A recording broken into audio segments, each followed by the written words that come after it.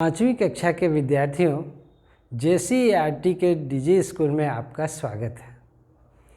विद्यार्थियों, आपकी हिंदी की पाठ्यपुस्तक है भाषांजलि, जिसका 15वां पाठ है प्रकृति मेरी सखी झारखंड।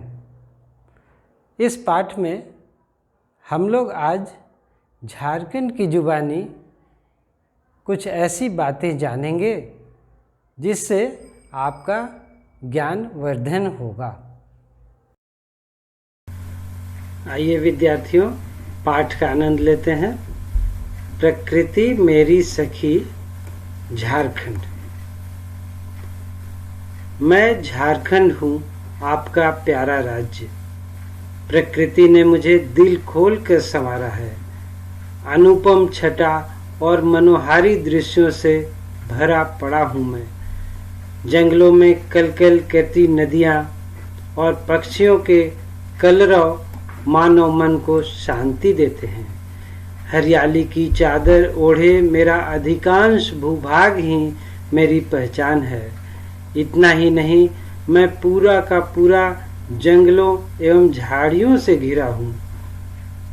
इसीलिए तो झारखंड नाम मिला मुझे।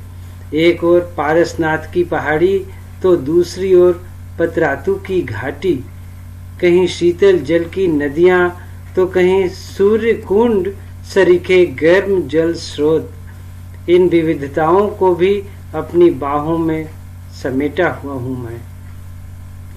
होली की अगवानी में मेरे पलाश के फूल खिल उठते हैं। पूरा जंगल लाल रंग से सराबोर हो उठता है। क्या आप जानते हैं, कृत्रिम रंग से होली खेलना हानिकारक होता है? मेरी सलाह है कि आप इन पलाश के फूलों के रंग से होली खेलिए। होली का रंग छूटता भी नहीं है कि सरहुल आ जाता है। इसके स्वागत में सखुआ, साल भी कहते हैं जिसे, के विशाल वृक्ष तैयार रहते हैं। सखुआ के फूलों की महक से सरहुल का अखरा सुवासित हो जाता है। इतना ही नहीं, मेरी अमराइयों में कोयल कूक उठती है। अमराइयों छात्रों, आम के बगीचे।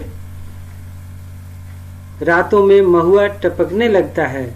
महुआ के फूल की भीनी भीनी सुगंध से पूरा वातावरण महक उठता है। किन किन फूलों की बात करूं मैं, लेकिन पुटुस की बात किए बिना मुझसे रहा नहीं जाता। इनके रंग बिरंगे फूलों से सजी हरी झाड़ियों से आपको सीख मिलेगी कि हर परिस्थिति में भी मुस्कुराते रहिए। इन जंगलों में बेर, पियार जिसे चिरौंजी भी कहते हैं, शरीफा, गुलर आदि मीठे फलों को तोड़कर खाते और मौज मनाते, हंसते गाते जब आप सबको देखता हूँ तो बहुत खुशी होती है मुझे। मैं चाहता भी हूँ मेरे सारे निवासी पशु पक्षी हमेशा खुश रहें। आप सब तो हमारे भविष्य हैं, इसलिए हंसते खेलते जीवन की ऊंचाइयां छूते आपको देखने की हार्दिक इच्छा है मेरी। पता है, साफ सुथरे कपड़ों में पुस्तकों का बैग लिए खुशी खुशी विद्यालय जाते आप सबको देखता हूँ तो बहुत खुश होता हूँ। अरे मेरा क्या, आप खुश तो मैं भी खुश। आपके खुश होने का राज भी पता है मुझे। आपको हमेशा नयापन पसंद है ना? नए नए स्थानों में जाना, नए नए दोस्त बनाना, प्रकृति के नए नए नज़ारे देखना, हमेशा कुछ नया करते रहना, यही चाहते हैं ना आप सब मेरे नन्हे दोस्तों। मेरे पास आपकी खुशी के साधनों की कोई कमी नहीं है। बस आपको यह पता होना चाहिए कि क्या कहाँ है। यही सोचकर तो मैं आपसे बातें कर रहा हूँ। लंबी छुट्टियों में जब आप फुर्सत में होते हैं तो अपने परिवार के लोगों के साथ प्रकृति के अनूठे उपहारों का आनंद ले सकते हैं। यहाँ आपको घर से अलग माहौल मिलेगा, जहाँ खुशियाँ मनाने के अलावा चीज़ों को नज़दीक से देखने, उन्हें समझने, परखने या कुछ नया करने का अवसर मिलेगा। आपको यह भी बता दूं कि आपके जीवन को सुखमय बनाने में जंगलों एवं जंगली जानवरों की अहम भूमिका होती है, पर कुछ कारणों से इनकी संख्या हमारे यहाँ दिनों दिन घटती जा रही है। अपने दोस्तों के साथ चर्चा कर आप यह भी जान सकते हैं कि इनसे हमें क्या क्या लाभ होता है। लाभ जानकर आपके अंदर इनके प्रति मित्रता का भाव जागेगा। आप इनकी सुख सुविधाओं एवं संरक्षण के लिए तत्पर होंगे, तभी आपका जीवन सुखमय हो पाएगा। मैं इन बातों को भली भांति जानता हूँ कि वनों एवं वन्य जीवों के लिए कई राष्ट्रीय अभयारण्य और जैविक उद्यान हैं।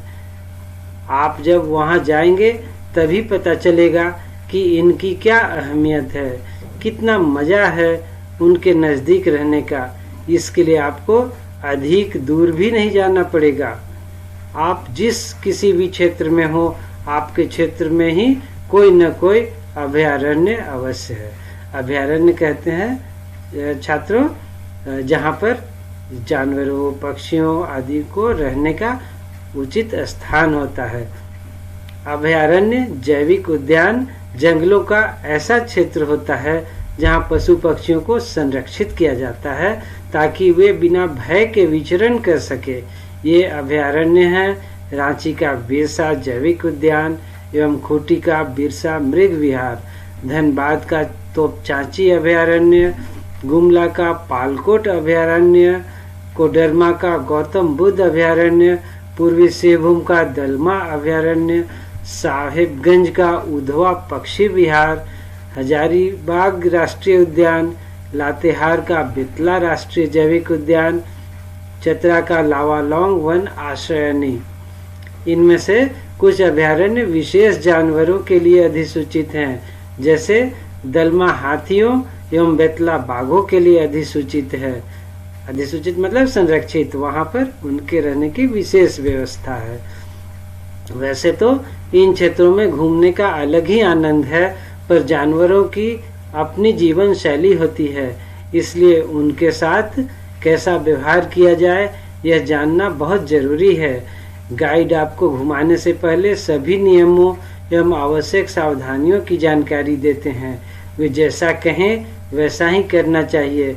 ऐसा करने से हम जानवरों को मित्र के रूप में पाते हैं। यदि ऐसा नहीं किया गया तो वे हमें हानि भी पहुंचा सकते हैं। हाँ, तो यदि आप इन जंगलों के भ्रमण का आनंद लेना चाहते हैं तो अपने बुजुर्गों से भी जानकारियां ले सकते हैं। तो ये था नन्हे छात्रों आज का पाठ।